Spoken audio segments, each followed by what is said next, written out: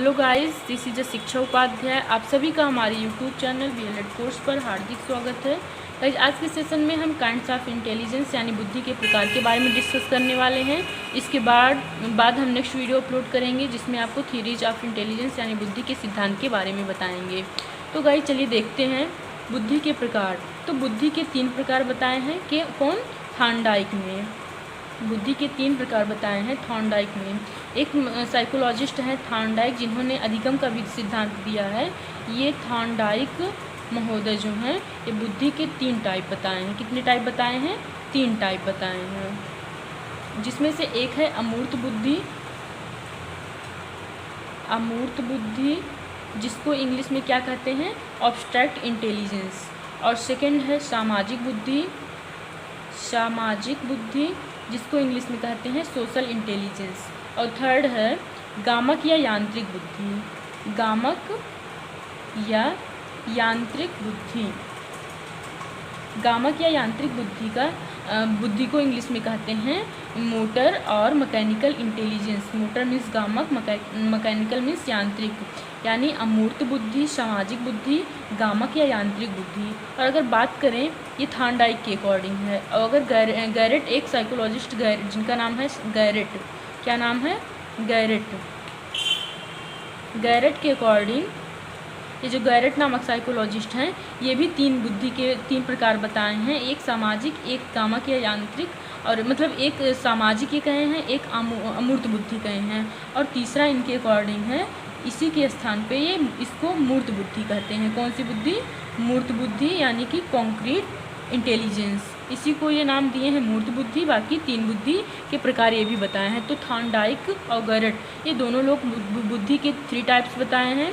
Thorndike जो है वो अमूर्त बुद्धि, सामाजिक बुद्धि, गामक या यांत्रिक बुद्धि कहते हैं। और गैरेट जो हैं वो अमूर्त बुद्धि, सामाजिक बुद्धि और मूर्त बुद्धि नाम दिए हैं। तो इस तरीके से इन दोनों साइकोलॉजिस्ट ने बुद्धि के 3 टाइप्स बताए हैं। तो हम सबको तीनों टाइप्स जो हैं उनको पढ़ लेते हैं बारी बारी से।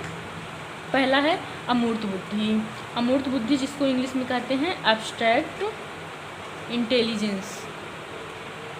Abstract intelligence. तो गाइज एब्स्ट्रैक्ट इंटेलिजेंस जैसे नाम से स्पष्ट हो रहा है, एब्स्ट्रैक्ट यानी अमूर्त।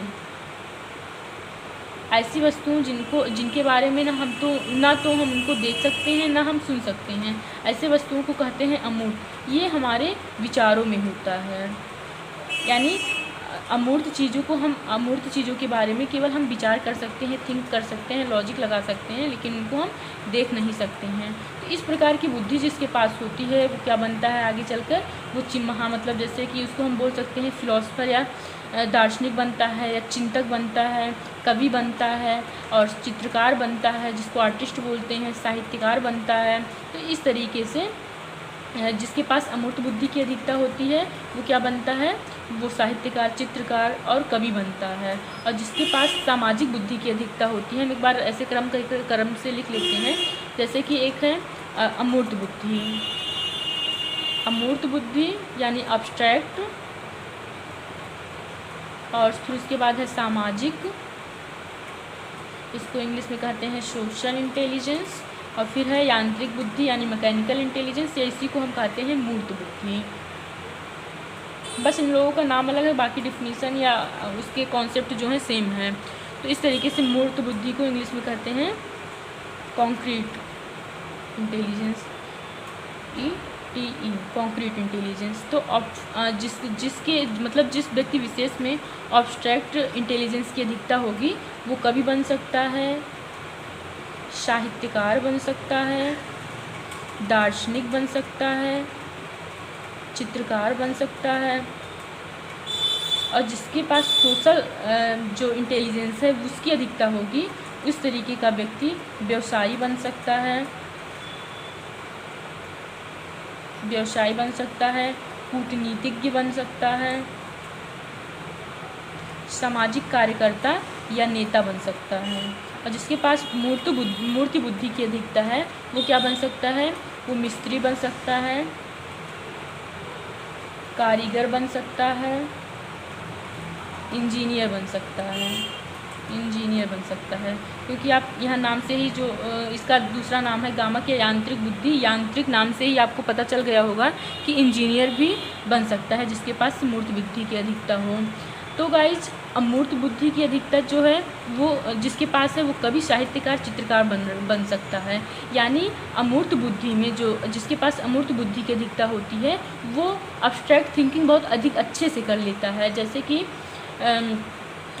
कि वो गणित का क्वेश्चन सॉल्व कर रहा है तो उसमें अपना अनेक प्रकार का लॉजिक लगा सकता है, और बहुत सारे ऐसे कठिन सब्जेक्ट हैं जिसमें वो अमूर्त चिंतन कर सकता है। तो अमूर्त चिंतन जो करता है वो कभी साहित्यकार चित्रकार बन सकता है। यानी जो चित्रकार जो आर्टिस्ट होते हैं वो जब चित्र बनाते हैं तो वो ऐसा नहीं है किसी का नकल करके बनाते हैं, वो उनके माइंड में नई नई क्रिएटिविटी आती है, वो नई नई तकनीक या नए नए चीज़ों के बारे में सोचते हैं, सृजनशील रचना करते हैं जो साहित्यकार या कवि लोग होते हैं। तो ये सब जो होती है क्रिटिकल थिंकिंग इनकी होती है। ये किसी भी चीज़ को एनालिसिस करते हैं, बार बार उसके बारे में सोचते हैं, तर्क करते हैं, तब ये जाकर रचना करते हैं, कोई चित्र छापते हैं। तो इनके पास गूढ़ जिसको कहा जाता है गूढ़, किसी के बारे में गूढ़ जानकारी इनको रहती है। यानी हर एक चीज़ के बारे में ये बहुत तर्क वितर्क करके सोचते हैं। इस बुद्धि द्वारा सूक्ष्म भाव की जानकारी होती है, और इसके माध्यम से अब जो वो लोग बोलते हैं या जो लोग अभिव्यक्त करते हैं वो बहुत ही गूढ़ तरीके से या बहुत ही यूँ कहें कि शार्पनेस तरीके से व्यक्त करते हैं। इस प्रकार की बुद्धि में शब्द, अंक व प्रतीक का प्रयोग अधिक किया जाता है। शब्द, अंक, प्रतीक का सब जो है प्रयोग बहुत ज़्यादा किया जाता है। इनमें शब्द एवं प्रतीकों का इस्तेमाल किया जाता है, इसलिए शब्द एवं प्रतीकों के माध्यम से अपने विचारों को व्यक्त करने की कला अमूर्त या मौखिक बुद्धि की देन है।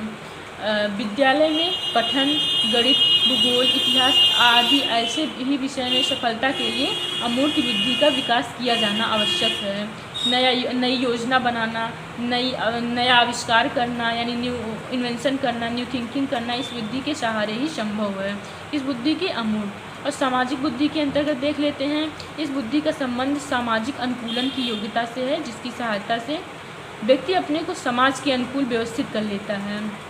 जिसके पास सामाजिक बुद्धि की अधिकता होती है उस तरीके का व्यक्ति बहुत ज़्यादा मिलनसार होता है, लोगों से बात करने का उसके पास बहुत अच्छे से तरीका होता है। अगर कोई व्यक्ति उससे रुष्ट हो जाता है बहुत अच्छे से उसको मना लेता है, प्रसन्न होता है, हंसमुख होता है, और ऐसे व्यक्तियों के साथ बहुत लोग रहना भी पसंद करते हैं। तभी ये आगे चलकर क्या बनते हैं, नेता बनते हैं, व्यवसायी बनते हैं, कूटनीतिज्ञ बनते हैं, ताकि ये अपने साथ रहने वाले लोगों को अच्छे से उनके साथ अच्छे से रह सकें, और जब अच्छे से रहेंगे तभी ये लोग एक दूसरे का साथ देंगे, तभी उनको जनता सपोर्ट करेगी। और मूर्त बुद्धि को ही यांत्रिक बुद्धि कहते हैं। तो इसका तात्पर्य उस शक्ति या एबिलिटी से है जिसकी सहायता से व्यक्ति अपने को यंत्रों या भौतिक पदार्थों से संबंधित जो सिचुएशन है उसके साथ सुव्यवस्थित कर लेता है। जिन बालकों में यह शक्ति होती है वह उनमें प्रारंभिक काल से ही दिखाई पड़ने लगती है। वे अपने जब छोटे होते हैं तब आप अपने घर में भी देखते होंगे कि जो छोटे बच्चे होते हैं वो कुछ बच्चे ऐसे होते हैं कि जो खिलौना लेते हैं खिलौने को टूट फूट करते हैं, मतलब उसको पहले तोड़ते हैं फिर उसको बनाने की कोशिश करते हैं। कुछ बच्चे हैं टूट गए तो उसको छूते भी नहीं हैं। कुछ बच्चे होते हैं उसको ले करके फिर से वैसे बनाने की कोशिश करते, भले ना बना पाएँ लेकिन बनाने की कोशिश करते हैं। तो ऐसे बालक आगे चलकर इंजीनियर बनते हैं, कारीगर बनते हैं, मैकेनिक्स बनते हैं। तो इस तरीके से, और जो यांत्रिक बुद्धि जिसके पास होता है वो खेलकूद में भी अच्छा अपना कर सकता है और अन्य शारीरिक कार्यों में भी वो कुशल हो सकते हैं। तो इस तरीके से आपको समझ में आ गया होगा कि मूर्त बुद्धि जिसके पास होगा वो क्या कर सकता है, सामाजिक बुद्धि जिसके पास होगा वो क्या कर सकता है, और अमूर्त बुद्धि जिसके पास होता है वो क्या कर सकता है। तो इस तरीके से व्यक्तिगत जो विभिन्नताएं होती हैं वो बुद्धि के कारक होती हैं, बुद्धि के कारण होती हैं। तो बुद्धि पर इफेक्ट डालने वाला एक इम्पॉर्टेंट फैक्टर कहें तो इंटेलिजेंस भी है। तो इंटेलिजेंस के टाइप के बारे में, यानी 3 टाइप के होते हैं, ये आपको क्लियर हो गया होगा। तो गाइज एक बार रिवीजन कर लेते हैं कि थॉर्नडाइक बुद्धि के कितने प्रकार बताए हैं। थॉर्नडाइक बुद्धि के 3 प्रकार बताए हैं। इनके अकॉर्डिंग है एक अमूर्त बुद्धि जिसको इंग्लिश में कहते हैं अब्स्ट्रैक्ट इंटेलिजेंस, और दूसरा है सामाजिक बुद्धि, सामाजिक बुद्धि को सोशल इंटेलिजेंस कहते हैं, और तीसरा है गामक या यांत्रिक बुद्धि। कौन सी? गामक या यांत्रिक बुद्धि, जिसको इंग्लिश में क्या कहते हैं, मोटर और मैकेनिकल इंटेलिजेंस। और अगर गैरेट की बात करें तो गैरेट ने भी 3 ही कहे हैं, वो अमूर्त माने हैं, सामाजिक माने हैं, बस इसी के स्थान पे बस नाम दिए हैं इसको नाम दिए हैं ये मूर्त। मूर्त नाम इसलिए दिए हैं क्योंकि हम यंत्रों को देख सकते हैं, उसको स्पर्श कर सकते हैं, तो गैरेट ने इसको मूर्त बुद्धि का नाम दिया है। यानी यंत्रों को अगर हम उसको छू सकते हैं, स्पर्श कर सकते हैं, देख सकते हैं, उससे बहुत सारे और नए नए टेक्निक्स लगा करके नए नए टूल्स बना सकते हैं, तो गैरेट ने इसको मूर्त बुद्धि कहा है, किसको, गामक या यांत्रिक बुद्धि को। तो गाइज मुझे आशा है आप लोगों को आज का जो सेशन है पसंद आया होगा, बुद्धि के टाइप जो हैं वो अच्छे से समझ में आ गया होगा। अब इसके नेक्स्ट वीडियो में हम आपको थ्योरीज ऑफ इंटेलिजेंस यानी इंटेलिजेंस के सिद्धांत के बारे में बताएंगे। तो गाइज मिलते हैं नेक्स्ट वीडियो के साथ। Thank you, thanks for watching.